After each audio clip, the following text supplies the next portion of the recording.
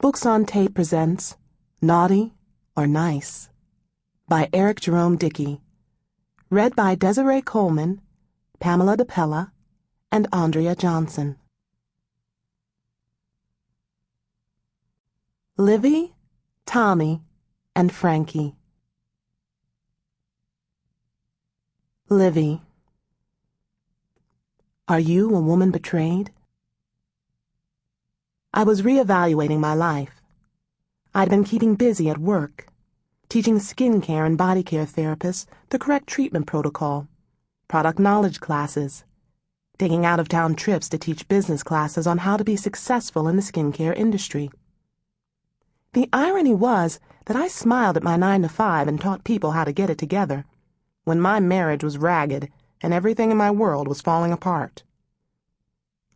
I went to my hotel window, looked at the never-ending whiteness falling from above, at the mountains of snow that lined the streets, folded my arms, and went back to my laptop. The ad read, "Are you a woman betrayed?" It was from a website for discreet encounters. The web page had popped up on my screen while I was surfing the net. For the most part, I was a West Coast gal with most of the 10 Commandments carved in my heart. But this weekday seemed to be one of my weak days. The kind of day that made me gaze at my wedding ring and ask myself some hard questions. My cellular phone rang and pulled me away from the computer. It was Tommie, my younger sister. There were 3 of us McBroom girls, now McBroom women. Frankie was the oldest. I was the baby of the family until Tommie came along and made me a middle child. They were my bookends, my support. In her haunting, soulful voice, she said, "What's up, sticky fingers?" I laughed. Don't start with that. Most of the time, Tommie was pure sunshine. But with all she's been through, I should be calling to check on her 3 or 4 times a day. Loving somebody makes you worry about them 24/7. But her voice had that motherly tone that worked my nerves. She asked, "Where are you today?" I told her I was in Newark, Delaware, America's first city. She asked, "How'd it go today?" "Wasted trip. Classes were canceled. We're snowed in." "Still snowing back that way?" "More like a blizzard. As soon as the trucks plowed away, it's right back." "How cold?" I told her that it was 6 degrees out. So cold that the snow looked like it had been crystallized and was hard as ice. I'd gone outside to touch it and damn near froze to death. "What's there to do back there?" "Grow old and die." "Look, I have issues with you being gone, and nobody knows where you are on any given day. I don't know what hotel you're at, what city you're in. That's kind of jacked up." Tommie wanted to know if I'd been working out, if I'd been eating 3 squares a day. I told her they put me up at the Embassy Suites, and there was a TGIF attached to the hotel. That was their only room service. I'd thrown on my gray sweats and worked out in the rinky-dink gym for 2 hours, then went over to the restaurant, ordered a low-fat salad, sat in the lobby in front of the fireplace, ate and watched the hotel employees decorate a Christmas tree. She said, "You have to keep your health up." Tommie was talking and I was back to my computer, looking through those personal ads, every now and then punctuating the conversation with, "Uh-huh," or "Okay," or "Right." My fascination was with the cyber world. There were a lot of explicit ads on that site. Mahogany woman seeks ivory lover for oral pleasures. I read them, and I saw the people doing things that illicit lovers do. Bi-curious, in search of threesome with boyfriend. I blinked away from those images. I asked Tommie, "Where is Frankie?" "Think she went to look at some more property." "You seen her?" The television was on in my hotel room. 10 o'clock news. The city and the airports were shut down. I was trapped inside this 4-star cave being tortured with local news about pothole patrols and a bulletin letting the city know that Home Depot was out of salt and shovels.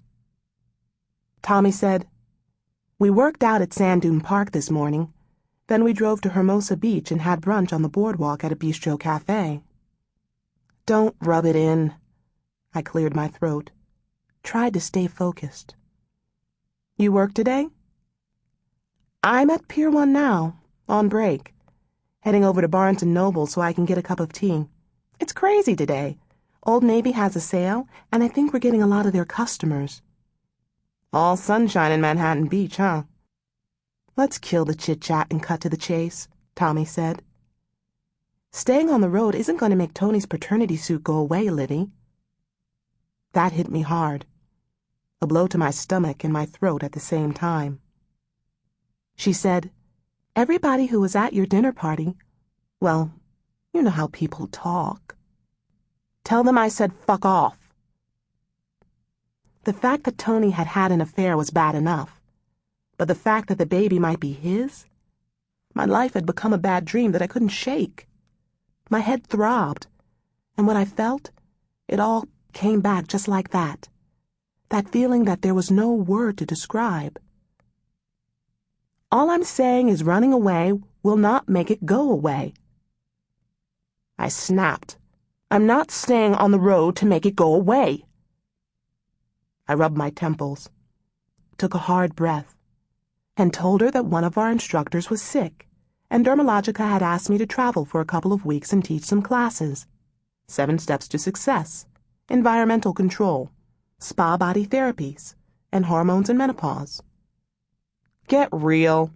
You're not the only friggin' overpriced lotion-pushing instructor they have. I'm not a lotion pusher. I'm trained to teach over 50 classes. Yeah, whatever. She told me to hold on while she ordered a ginger peppermint tea and a muffin. The server's voice came through Tommie's mouthpiece. Told Tommie she looked very Christmassy in her red top and green pants. After that, she came back to the phone. "You're using avoidance behavior as a defense mechanism. Stop being a coward and face, well, fuck you too. Don't spit that Norma Ray therapy bullshit at me. You went to Galveston, spent a few months with Nurse Ratched, and came back a regular Freud." Tommie introduced me to the clique. She'd brought up my pain, and I'd brought up her therapy issues. I slapped the phone against my head, cursed. I closed my eyes, wished I were riding down Pacific Coast Highway in a convertible, top down, all of my cares blowing into the ocean breeze as I headed up into wine country, maybe to Oakland. I'd always wanted a convertible as my second car, my weekend car. Shit, as much money as we'd spent on freaking attorney fees on this damn paternity suit, I could have had one. I took a breath, tried not to get too worked up, tried not to cry any more useless tears. I called Tommie back. She answered. "What?" "Tommie, what I just said, I apologize." Everything about me was heavy. "Don't sit on my nerves like that. Remember who you're talking to. I used to change your Pampers. And I'll be changing your Depends. Oh, please, I'm only 6 years older than you. 6 dog years." Sounded like she was sipping on her tea, eating her muffin. "So be nice or I'll come to whatever convalescent home you're in and kick out the plug on your life support." That eased the tension a little, but not much. She asked, "Well, since everybody is asking and you won't say, I guess I have to ask." "Don't." "Have you heard anything about Tony's DNA test? She his baby mama or what?" "Where are you?" "In the kitty section of the bookstore." "You saying that to fuck with me?" "What? Oh, no, straight up. I'm buying a book for my neighbor's little girl, and don't trip. Nobody can hear me talking about family business." "What's up with the DNA?" I took a hard breath. "Tommie, will you give me a break? We need to face this. Sample complete. Ready to continue?